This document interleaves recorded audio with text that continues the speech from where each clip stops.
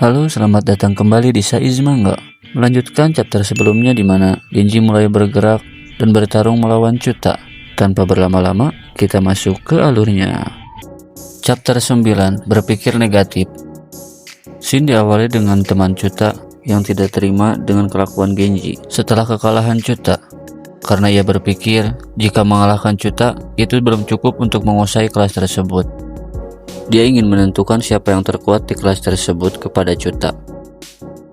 Dia melakukan hal itu karena dia sudah bosan dan merasa dirinya tidak lebih lemah dari Chuta.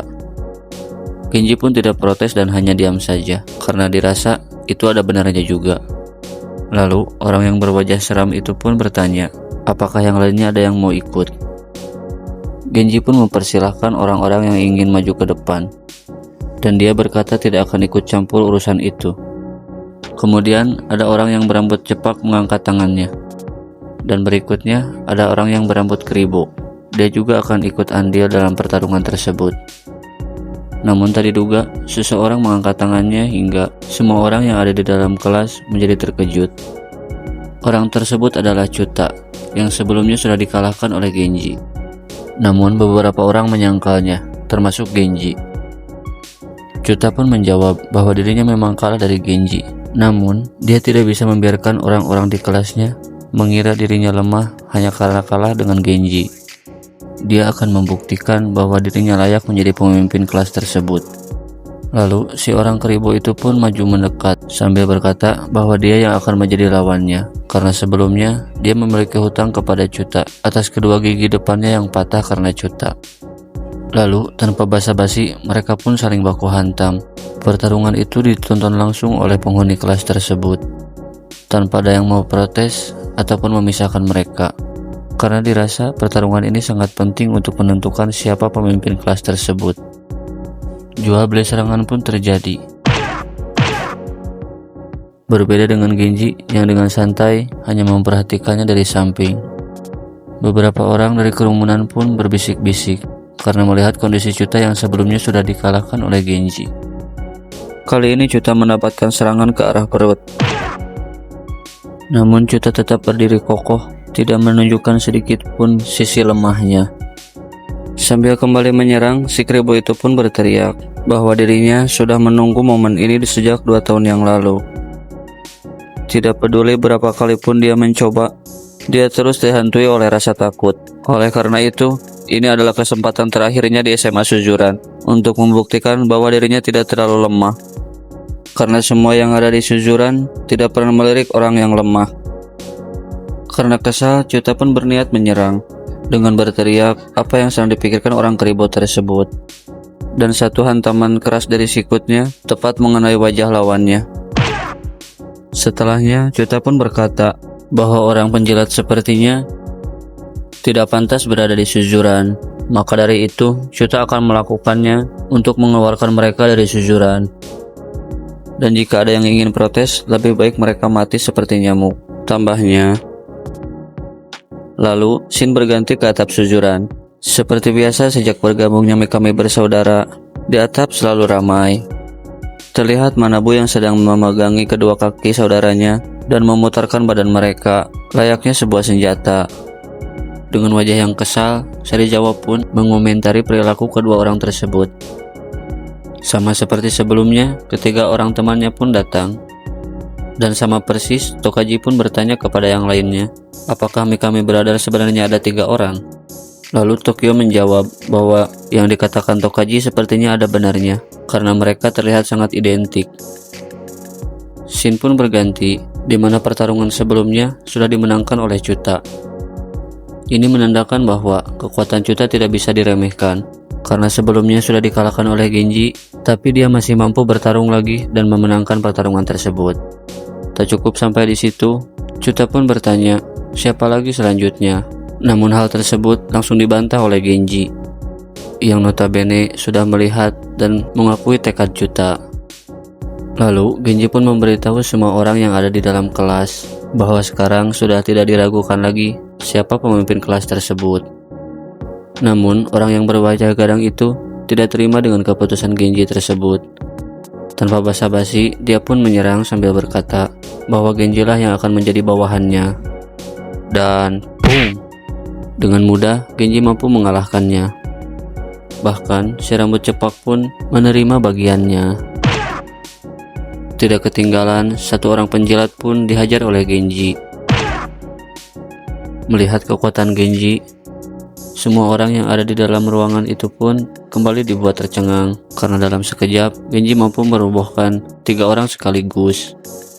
Karena terlalu asyik bertarung, Genji pun sampai lupa dan kembali membuka bukunya. Sambil melihat ke arah buku, dia pun berteriak dan memberitahu semua orang yang ada di dalam kelas bahwa mulai sekarang kelas tersebut berada di bawah kendalinya, dan tak lupa dia mengatakan bahwa dirinya akan meraih puncak suzuran. Dan dengan percaya diri, dia berkata akan membuat mimpi tersebut menjadi kenyataan. Setelah mendengar pidato Genji yang menyontek dari buku, orang yang berada di dalam kelas pun semuanya ikut bersorak. Chapter 10. Inilah suzuran. Keesokan harinya di sebuah kafe yang tidak jauh dari suzuran, Genji memperkenalkan teman barunya yaitu Chuta kepada Ken. Di situ pun Ken mengerti bahwa Chuta dan Genji adalah satu kelas. Tidak hanya itu, Genji pun melaporkan bahwa rencana yang dibuat Ken berjalan dengan baik. Ken pun percaya jika Genji mengikuti rencananya, maka meraih puncak suzuran bukan lagi mimpi. Namun sebelum itu, Chuta bertanya kepada Genji, apakah Genji mengenal orang tua yang ada di hadapannya itu. Karena setahu Chuta, Ken adalah anggota Yakuza yang sebelumnya pernah masuk wilayah suzuran. Namun, Genji malah balik bertanya, apakah Chuta tidak mengenali orang yang dijuluki si tinju silet. Namun, sepertinya keduanya saling tidak menyukai, terlihat dari Ken yang memprotes perilaku Chuta yang tidak sopan.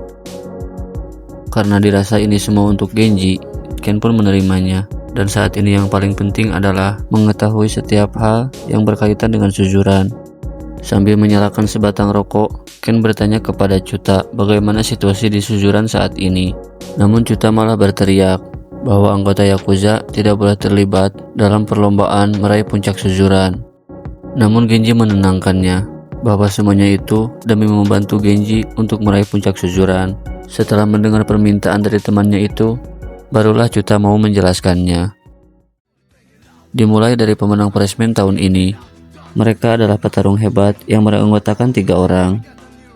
Yang pertama ada Kirishima Hiromi sebagai ketua trio tersebut. Lalu yang kedua ada yang memakai masker, yaitu Honjo atau sering dipanggil dengan Pon. Dan yang terakhir ada orang yang berambut kepang, namanya adalah Sugihara Makoto atau biasa dipanggil dengan Mako. Dan mereka bertiga sering dipanggil dengan trio Ebisuka. Lalu yang berikutnya ada The Front of Armament. Ken pun sedikit mengetahui tentang geng tersebut. Banyak anggota berbahaya di dalamnya. Dari kelas 2 disebut 4 raja besar dari armamen di angkatannya. Orang tersebut bernama Bando Hideto. Disebutkan dia adalah siswa pindahan di tahun keduanya, dan sepertinya cukup berbahaya jika Genji berurusan dengannya. Entah apa tujuan khususnya datang ke suzuran, yang pasti orang tersebut harus diwaspadai. Lalu Genji menyela dan bertanya bagaimana dengan Rindamen. Chuta pun menjawab bahwa Rindamen tidak ikut serta dalam perebutan kekuasaan di suzuran. Namun lebih baik Genji menjauhi orang tersebut, karena Chuta merasa Rindamen memiliki level yang berbeda dari yang lainnya. Lalu Ken menyela dan menebak bahwa orang tersebut adalah monsternya. Chuta pun langsung membantahnya dan berkata bahwa monster yang sesungguhnya tidak lain dan tidak bukan adalah Tamao Serizawa dari kelas 3. Dia adalah orang yang paling dekat dengan puncak suzuran saat ini. Karena penasaran, Genji pun bertanya, apakah Serizawa memang sekuat itu? Chuta pun membenarkannya dan berkata bahwa Serizawa Army adalah fraksi terkuat di suzuran saat ini, dan bagaimanapun dia mempunyai banyak anggota yang mendukungnya. Para pendukungnya pun tidak bisa dianggap remeh. Contohnya seperti orang ini, yaitu Tokaji Yuji. Dia adalah seorang pria yang selalu bertarung di sisi Serizawa. Di masa lalu, dia dikenal sebagai pria berbahaya yang selalu menghalalkan segala cara untuk mencapai tujuannya. Dan sekarang di bawah bendera Serizawa Army, sebagai otak dari pasukan tersebut, dia menyembunyikan semua gerak-geriknya. Lalu berikutnya ada Susumoto Shoji, satu-satunya sophomore yang menjadi petinggi, juga junior Serizawa sejak SMP. Dalam pertarungan, dia sangat lincah, bahkan dia sering mengikuti kejuaraan judo saat SMP. Lalu ada Tokyo Tatsukawa, yang notabene adalah teman lama Genji, namun sekarang sebagai mitra Serizawa, dia telah melalui banyak pertarungan. Dan tanpa dibahas, Genji pun pasti tahu tentang petarung kuat yang satu ini. Chuta menegaskan bahwa ketiga orang di atas adalah faktor penyeimbang, juga pendukung yang kuat bagi fraksi Serizawa Army. Lalu, yang paling utama adalah sang ketua, Raja Hewan Buas, yaitu Tamao Serizawa. Dan belum lama ini, kelas B, yang dipimpin oleh Mikami bersaudara, juga telah mengumumkan bahwa mereka akan bergabung dengan Serizawa Army. Dengan berkumpulnya orang-orang tersebut, pasukan itu menjadi sangat kuat. Dan kini fraksi tersebut mencoba untuk mencapai puncak suzuran yang sebelumnya belum pernah ada yang mampu melakukannya. Lalu scene kembali berganti kepada Genji dan yang lainnya. Di sana Ken khawatir tentang Tokyo yang akan menjadi lawan Genji jika pertarungan pecah. Namun lagi-lagi dengan tidak sopan, Chuta membentak Ken agar tidak khawatir tentang hal itu. Ken pun tidak terima yang membuat mereka kembali berdebat. Namun saat mereka berdebat, Genji pergi keluar untuk membeli rokok sebentar.